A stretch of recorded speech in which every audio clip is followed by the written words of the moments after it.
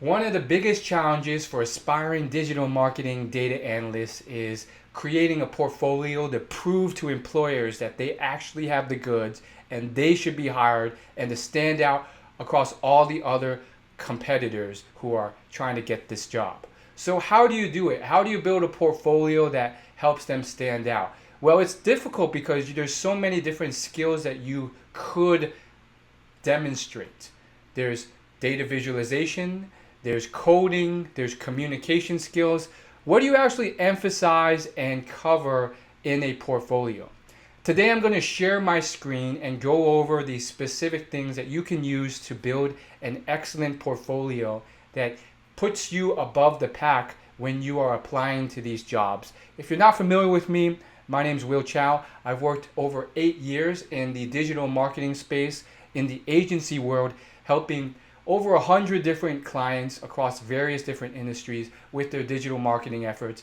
In the last 3 years, I've been working as a senior digital marketing analyst, helping various clients and doing a lot of data visualizations and custom tracking and advanced analytics consulting.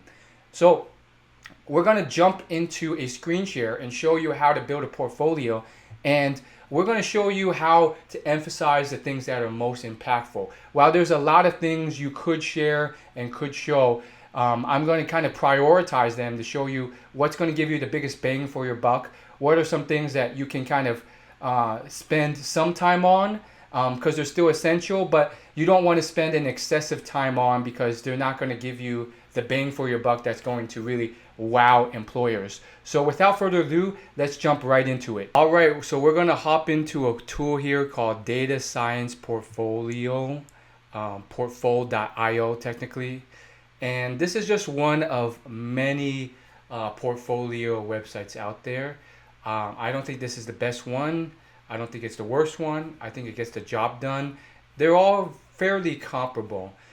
So, choose whichever one works best for you. I'm not sponsored or affiliated with this one, but we're just going to go with this one here. I've gone ahead and just created a URL for my portfolio. And then you go ahead and fill out some standard stuff. So I'm going to put my name. I'm going to put my title, Senior Digital Marketing Analyst. And I wouldn't say any of this basic stuff is going to win over the hiring manager. What it is going to do is it's going to, fill out some basic information about you. And that's important. You still want to try and stand out with some of this stuff, but something like your skills here, I'm going to write SQL, Python, Looker Studio, Tableau. You really can't stand out much other than to say that you have these skills and that's your name and that's your job title. So fill it out. It's still essential. But this alone, filling out some of this text is not going to, win you over. So then you can fill out the LinkedIn, your GitHub, your Medium, add some links here too if it's going to be useful. But, if anything, maybe the About section could be a way of standing out a bit by just kind of showing something of importance. So I'm going to imagine you're someone who's just starting out with a lot less experience than I have. So I'm going to write like an About page that might work for that. I may say something like working professional with various digital marketing and data science skills and experience, having worked for various clients and companies to grow their marketing efforts and make impactful decisions with data. So be creative here. Don't just copy and paste mine because even that one you can rework a bit to be more out of the box. But none of this stuff is really going to be the big game changer. So I'm going to go ahead and save that, and then we're going to start to work on what really matters. So is it adding a photo to your profile? Nope, it's not. You should still do so that you have the essentials there. No one likes to see a blank photo where your profile photo should go. So I'm going to go ahead and just choose one. so that I can use for this. You want to choose a good one. If you have a headshot of you like in a suit or something professional, that will work really well. And then what's the biggest impact, and this is what I want you to spend most of your time on, is building verifiable, irrefutable evidence that you know this work, and you do that by creating deliverables. So one is a dashboard with analytics. Another could be maybe something in GitHub to show that you can write SQL or Python. And those are things that you can link in here and build experience for. Now, it's going to take a lot longer than 10 minutes in a YouTube video to build a really good dashboard. So I'm not going to do that in the video. What I do have here are some examples of dashboards that are on the right track. So this one here is literally from Google Looker Studio's template library. I would not suggest just copying this and then using it as your dashboard, because what does that imply? It implies very little level of effort. And it also shows that you've really done nothing to innovate or add to this, or that you even have the skills, because you just copy someone else. So if they catch you doing that, that's not going to be good. Here's another one. This is one of my favorite Game of Thrones dashboards that I've seen on the web. It basically shows you the longevity of various individuals, also categorized by the house that they're in. Targaryen, Stark in the show. It's magnificent how they put this data together and visualize it in a digestible way. I mean, that is the epitome of data visualization. So hats off to this guy. I think his name's Adam McCain from duelingdata.com. But incredible. Oh, his name's Adam E. McCann. Sorry about that. Incredible chart just to show you the potential of this. You don't have to get to this state, but just some examples that we're going to be using to build into this portfolio. So you're going to click add your first project. And this is really the meat and potatoes of what they're really looking for. The question that they're trying to answer and that you have to nail to get this job is, does this guy actually have these skills and he or she is really good or decent at this? Or is this one of many people, most candidates actually, who are doing the bare minimum, showing low level of effort and saying they have these skills, when in reality they either don't have these skills or they have a very subpar version of these skills and they can't do the job when they hire them. So you don't want to be in that latter camp. So let's say you built out an awesome Tableau report and you published it on Tableau Public. You're going to go ahead and paste it and this link here right on the left here. It even has an example Tableau link, so like this is built for something like this. And then you're going to name your project something. Once again, use basic grammar and etiquette. None of these things are going to break you, but it's essential to have it. If you don't, then it looks kind of wonky. So what I mean by that is good capitalization. Maybe you write something here like digital marketing analytics performance dashboard for Aero Digital team. So it actually would make more sense to use this as an example in the link here. And then you want to provide a description and some skills used here. So we could say something like SQL, Google Cloud, BigQuery, Google Analytics 4, and Google Looker Studio. I mean, I don't know the back end of how this dashboard is built. It's probably much simpler. They're probably just connecting straight into GA4. But in some of my dashboards, at least, we do something more complicated, which is we bring the data first into Google Cloud, specifically BigQuery, and then we query the right data out of that from that big data, that raw data, using SQL, so that we get some more complex but useful charts when we pull that into Looker Studio. So let's just say for this example, I'm doing the more complex method, but you can use the simpler method too and just say, I'm using Google Analytics 4 and Google Looker Studio. And then you write a description. And I really think the description here should really focus on the benefits, not just random facts or features of this, but really what's the value of this. And so I would say something like, I built a dashboard that visualized key key metrics that stakeholders cared about to improve the efficacy of decision making on hard decisions to where leadership should dedicate resources. Because that's usually what you're doing. That's usually what, they're not just looking at these numbers for no reason. That's what they're doing. So that's kind of the base, but then we want to kind of fluff this up, add to it, polish it by adding some additional benefits here. So I may say something like, and this is really the meat. If you can pull this out, if you can get real success stories with numbers, that's what they're looking for, especially for numbers-driven jobs. So in this example, I may say something like, and hopefully it's true, but something like, after using the numbers in the dashboard, I pointed out that the website was driving a lot more traffic through one of the many. Oh, looks like this one has a very short word count limit, which I don't like. But let's say if I were to shorten this into a shorter sentence, I'd say something like, increased revenue to the site by 14% and traffic to the site by 37% year over year by pointing out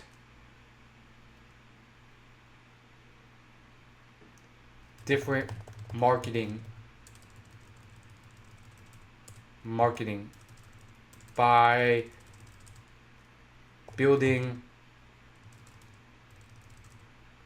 pointing out insights.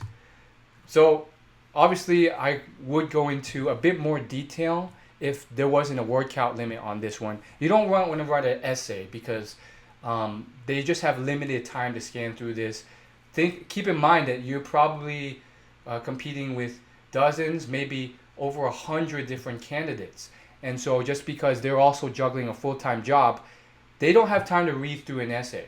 So I would say this length is reasonable. I wish they gave you like one or two more sentences, but that's the amount of length that you want to use. And typically I would spend a lot of time polishing this because their eyes will usually dart straight to the numbers. So if you can say something like that you increased X by X and it's related to revenue or traffic or conversion rates, they are very happy to see that type of stuff. And that's what they care about a lot. Not always the most, but usually pretty highly. So we're going to go ahead and hit save.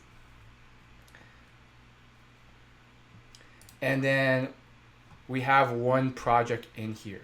We can also add experience in education. I would say the priority of this is literally how it's stated here. So education, unless you have a marketing or data science degree of some sort, it's not going to matter as much as you think. I mean, some companies, especially the larger ones, may care that you went to an Ivy League school or some of that. But, for education, you can literally just put this in here. For me, I just went to a state university, so I'm going to put that in here. And I actually had a biology degree at that university. So, it's just a line item here. I wouldn't write an essay about what you did unless there's something really notable related to your job that matters. Really, at least at my company and the companies I work for, they cared less about pedigree versus can you actually do the job and do it well. So experience here, once again, you want to filter that through the same lens. They care more about this. So, as I mentioned in my previous videos, you want to rack up as much verifiable experience with numbers as you can. So for example, one thing I did at my agency in the past was, this was, my previous performance marketing agency, strategist at agency name. And then this was, let's just say, how long was that? That was 2015 to 2020.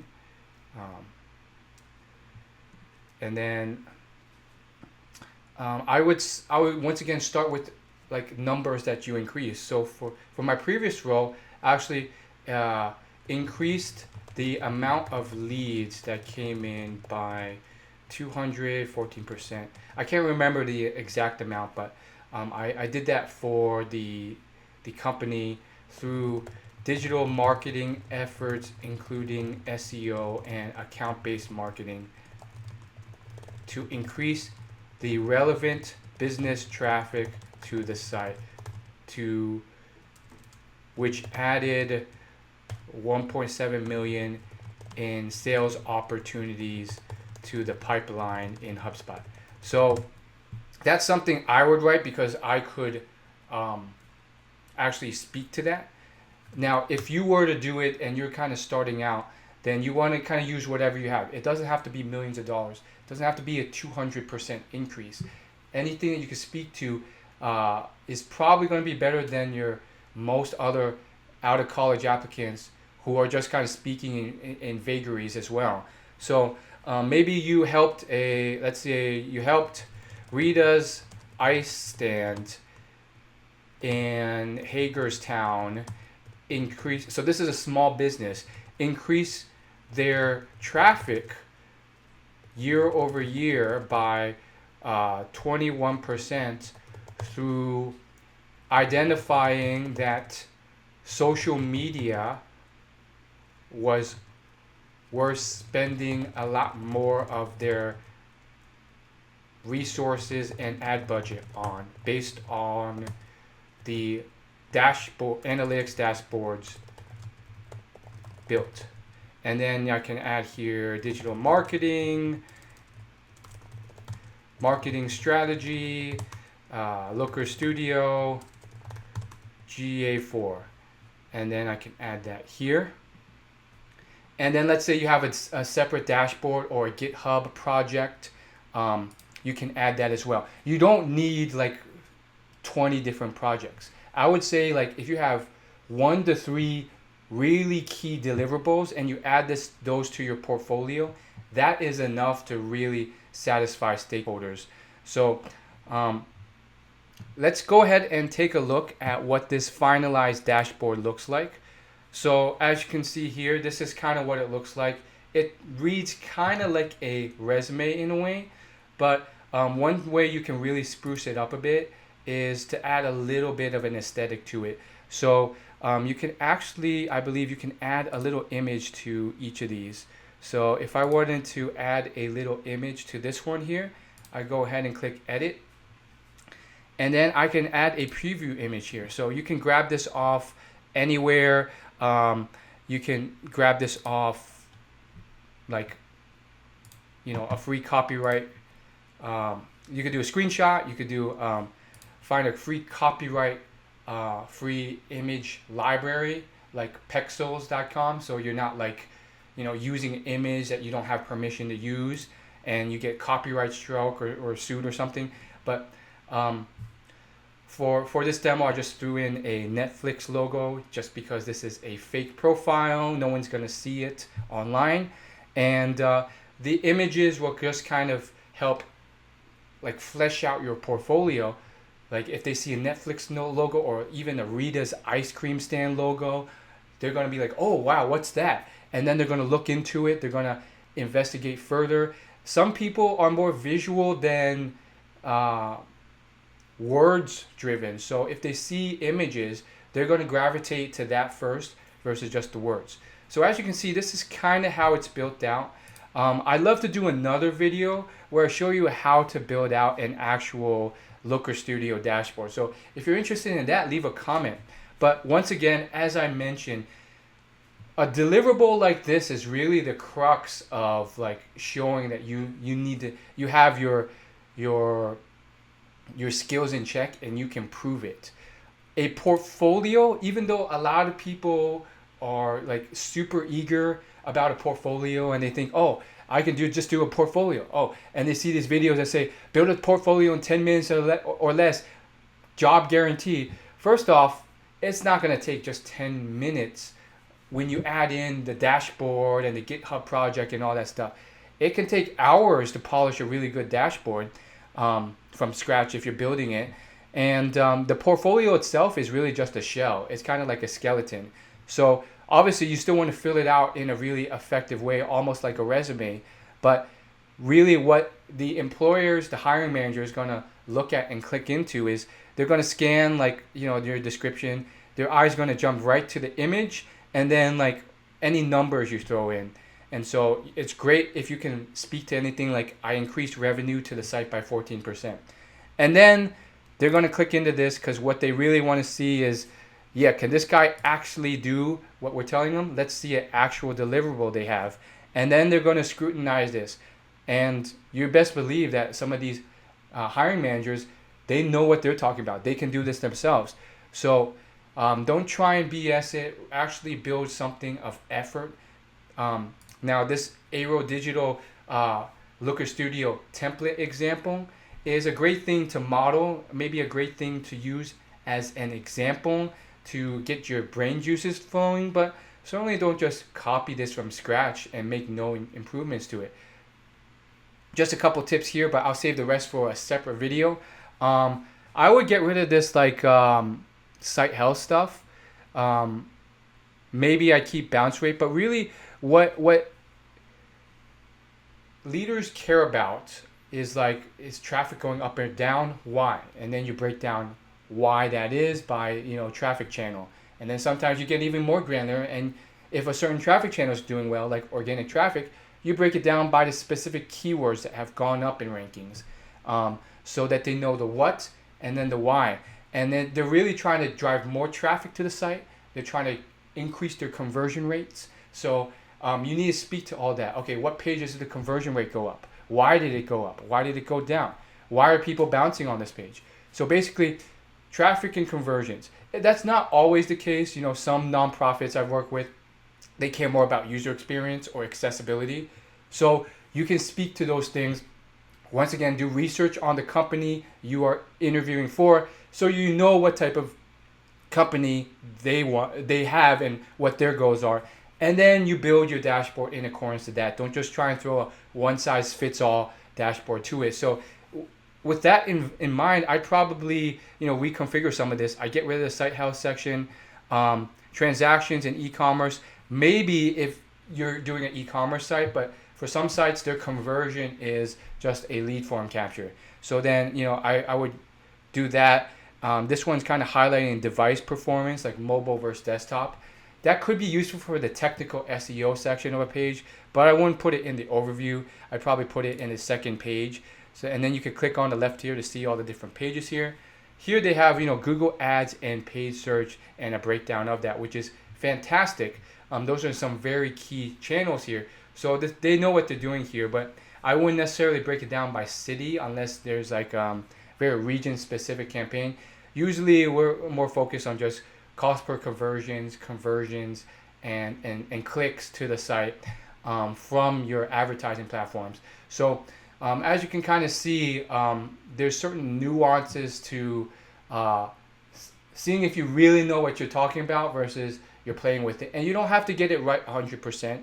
I would argue even something like this, if you can build something like this and show that you built it, you can get ahead of most people. And if you don't have this data source, you either create yourself by running some of your own campaigns, or you get some raw data, you get a raw sample data source, and then you use that as mock data.